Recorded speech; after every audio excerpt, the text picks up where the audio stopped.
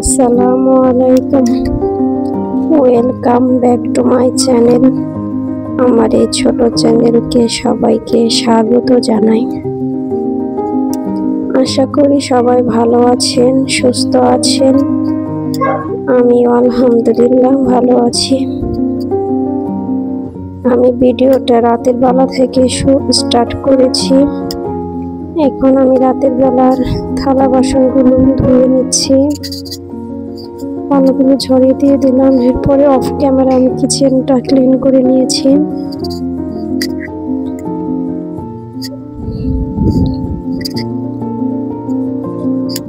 এখন সকাল প্রায় 7টার মতো বাজে।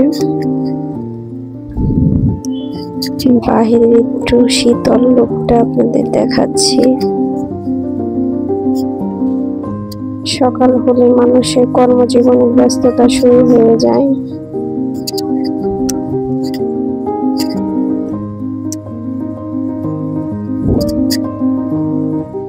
আমি যে রাতের বেলা থালা বাসনগুলো ধুয়ে ছড়াতে দিয়েছিলাম, সেগুলো এখন জায়গা মতো রেখে দিব।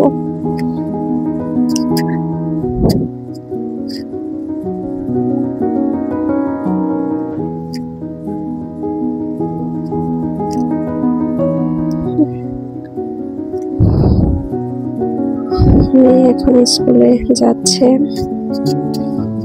চলে আসলাম বেডরুমে, বেডরুমটা একটু গুছিয়ে নিতে। এটা হচ্ছে আমার ইউটিউবে সেকেন্ড ভিডিও। আমি জানি না ভিডিওটা কতজন মানুষ দেখবেন, কতজন মানুষের কাছে পৌঁছাবে। কেউ যদি এই ভিডিওটা দেখে থাকেন তাহলে ছোট করে লাইক দিয়ে দিন এবং ভালো লাগলে সাবস্ক্রাইব করে পাশে থেকে যান। বেডরুমটা আমার গোছানো শেষ। ফাইনাল লুকটা আমি দেখিয়ে দিচ্ছি।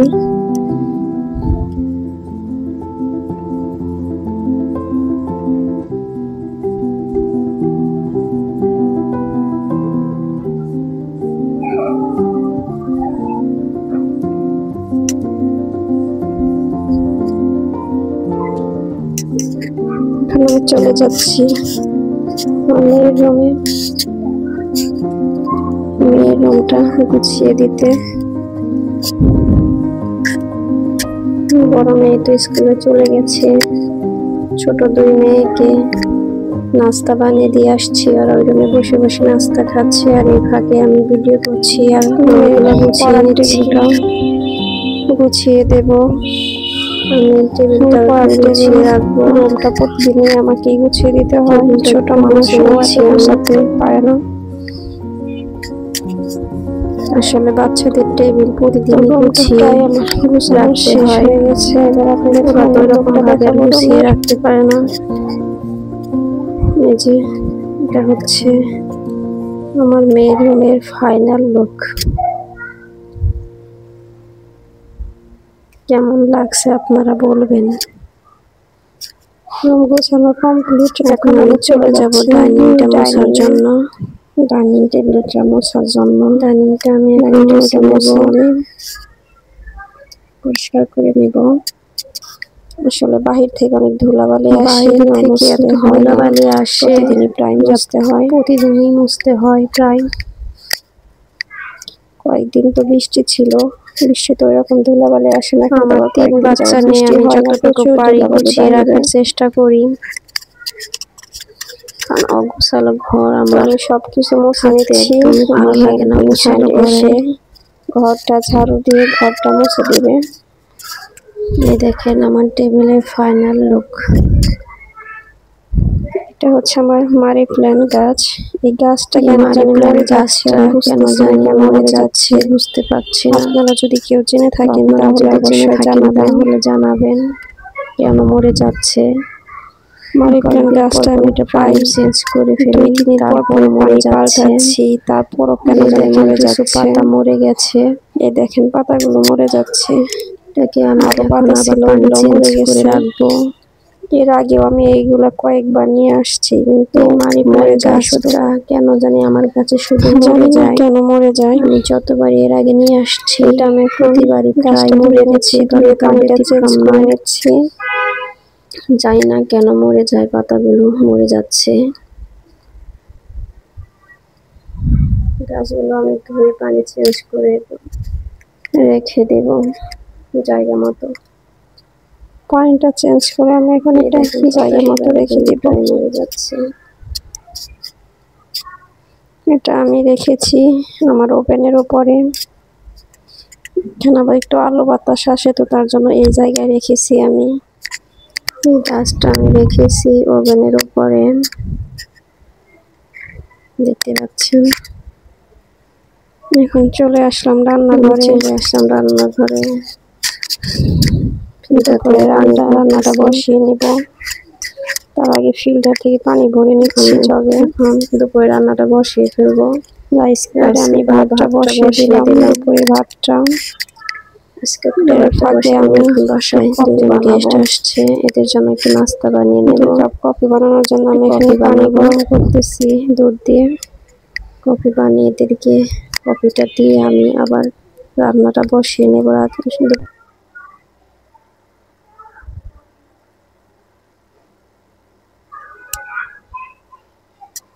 কফি বানানো হয়ে গেছে আমাকে। এখন আমি দুপুরের জন্য তরকারি রান্না করবো। মাছটা ভেজে নিচ্ছি, রুই মাছ। এখানে আমি রুই মাছ দিয়ে কচি যে চাল কুমড়া আছে সেগুলো রান্না করব, তো আপনারা দেখতে থাকেন।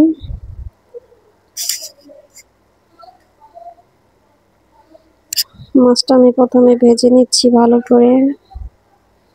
মাছটা ভাজা হয়ে গেছে। এখন আমি চুলাতে আবার কড়াই দিয়ে দিলাম।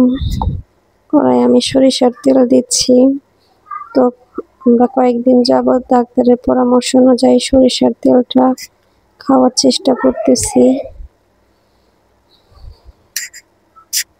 সরিষার তেলটা হচ্ছে প্রাকৃতিক জিনিস, যুগ যুগ ধরে মানুষ এই তেলটা খেয়ে হাজার বছর বেঁচে গেছে। শত শত বছর মানুষ বেঁচে আসছে সরিষার তেল খেয়ে। পেঁয়াজ কাঁচামরিচটা আমি কড়ার তেলের মধ্যে দিয়ে এখন আমি দিয়ে দিলাম মিষ্টি কুমড়াটা। এর মধ্যে আমি একে একে মশলা অ্যাড করব। এর মধ্যে আমি দিয়ে দিলাম ধনিয়া গুঁড়া, দিয়ে দিব হলুদ গুঁড়া এবং দিয়ে দিব মরিচের গুঁড়া, আর দিয়ে দিব এখন জিরার গুঁড়া। এখানে আমি আস্ত জিরাটা ব্লেন্ডারে গুঁড়া করে নিয়েছি, সেটা ব্যবহার করি। আর এখানে দিয়ে দেব একটু আদা পেস্ট আর রসুন পেস্ট।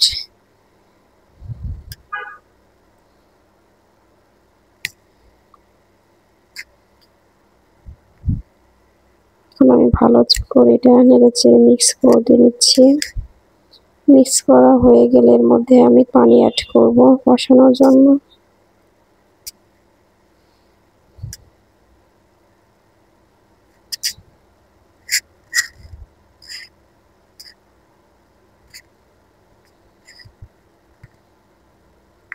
আবারও নেড়েচেড়ে আমি এখন ঢাকা দিয়ে রেখে দিব 5 মিনিটের জন্য।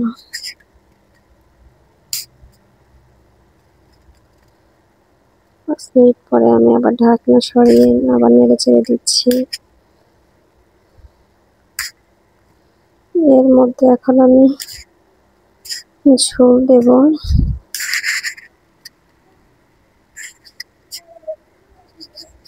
ঝোলটা দেওয়ার সময় আমার ভিডিওটা স্কিপ হয়ে গেছে। ঝোলটা আমি দিয়ে দিয়েছি। আমি ঢাকা দিয়ে রেখে দিব। বলক এসে পড়েছে, এর মধ্যে আমি এখন একে একে মাছ দিয়ে দিব।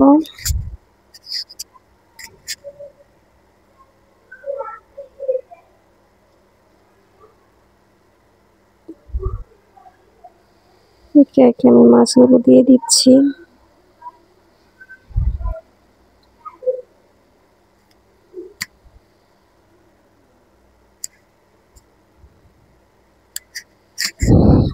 মাছগুলো দেওয়ার পরে এখন আমি দিয়ে দিব ধনিয়া পাতা।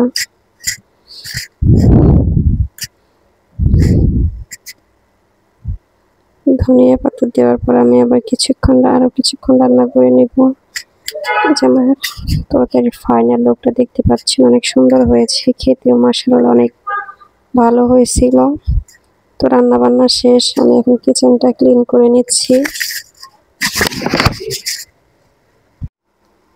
আমার ভিডিও আপনাদের কাছে কেমন লেগেছে মতামত জানাতে ভুলবেন না। আমার আজকের ভিডিও এই পর্যন্ত, দেখা হবে পরবর্তী ভিডিওতে। ভালো থাকবেন, সুস্থ থাকবেন, আল্লাহ হাফেজ।